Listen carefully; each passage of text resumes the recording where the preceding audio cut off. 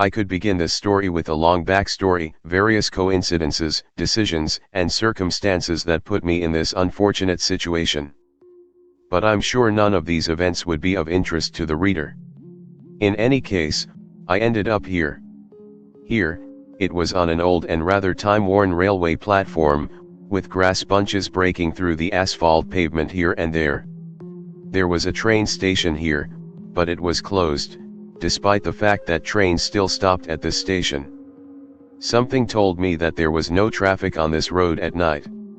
Schedule posted at dusty window only confirmed my suspicions. The last evening train had already left, and the morning one would not arrive till 8 o'clock in the morning. Time was now moving toward midnight, and it seemed as if I would have to spend the night here as well. In the company of an abandoned building and a mongrel dog, which was cautiously circling nearby, sniffing for food. Not much company.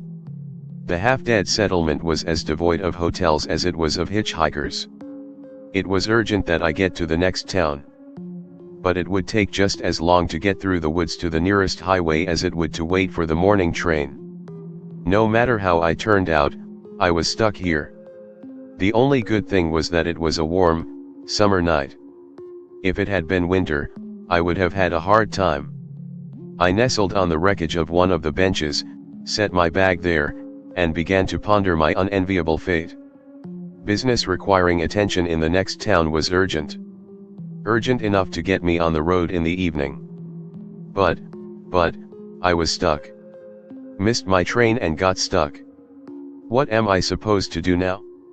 As if in answer to my musings, a beam of spotlight cut through the darkness of the night as it came around the bend. What on earth was that? A sound followed the beam. There could be no doubt it was a train. A night train? In this god-forsaken dark place? If it really is a train, and it stops at the station, I'll try to get on it. If necessary, I will fall at the conductor's feet, bang my head against the wheels, kiss the driver, the locomotive, and all the cars, if necessary. I hope, however, that I will be compensated in money. As the train approached the station, it slowed down, and at last I was able to see it in the wrong light of the lantern, fearfully huddling at the edge of the platform and illuminating for the most part only the asphalt beneath it. The train was gorgeous, polished, and, obviously not from around here. I was no better judge of trains than I was of rockets, but something told me that steam locomotives had been out of fashion for some time, having given way to electric trains and other diesels. This one was letting out puffs of smoke and puffing hotly on the inside. A real steam locomotive. That's amazing. Maybe it's one of those restored ones they're running. I've only seen them in museums so far. But I had no time to think about it. As soon as the train stopped, the door of one of the carriages, by a happy coincidence not far from me, opened, and a figure appeared in the doorway. Realizing that if I do not do something now, the train will continue to move away, and I will remain on the platform, I rushed up, grabbed my stuff and rushed straight to the open door. Hello. Excuse me. I'm here, is. Finally confused, looking at the towering figure in the opening, I tried to understand, with what to start a productive dialogue. With the dialogue was a problem, because, firstly, I have already made my first impression, and secondly, the guide was silent, folding his hands behind his back. I could not see his face, because the light source on the other side of the platform was clearly insufficient, and the only light bulb in the vestibule was behind the conductor's back. Why did I think it was the conductor?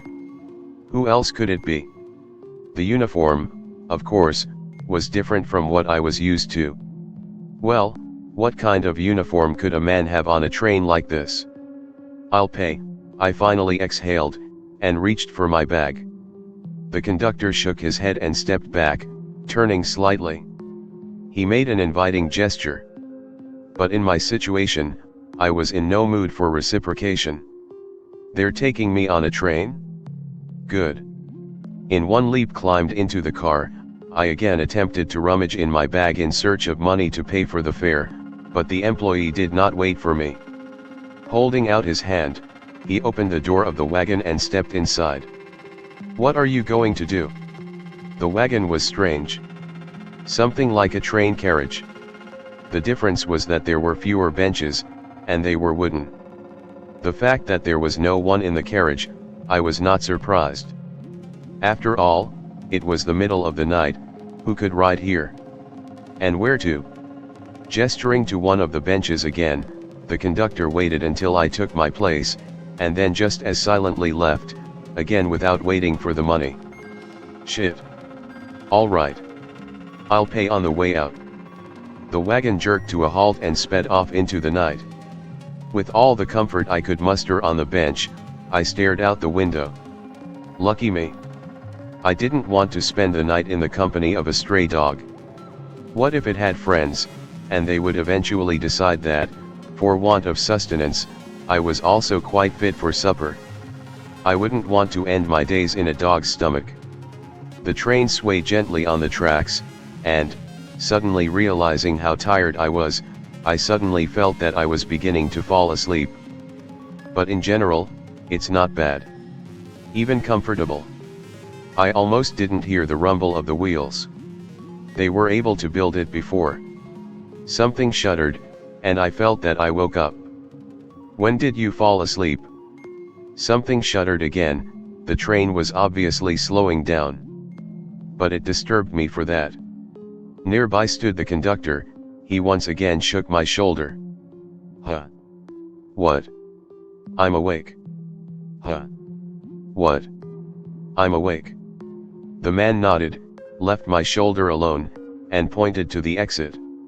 Are you there? Already? He nodded again and repeated the gesture.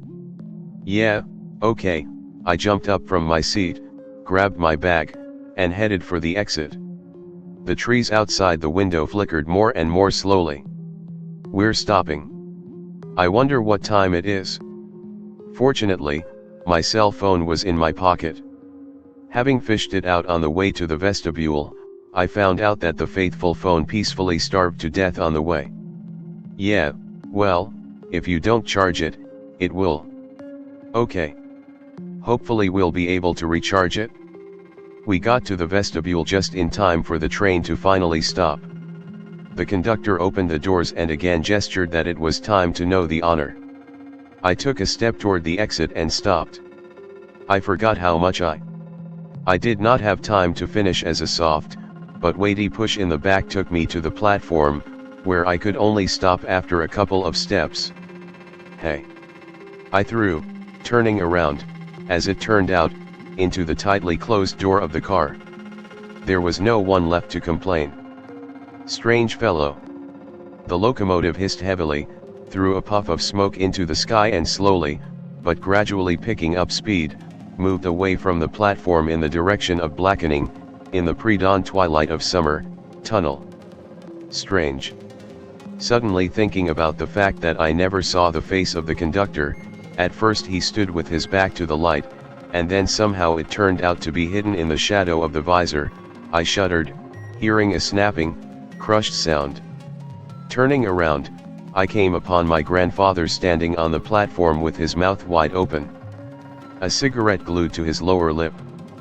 Hey, grandfather, I waved my palm in his face, and only then did he deign to poke me immediately with the stick that replaced his stick.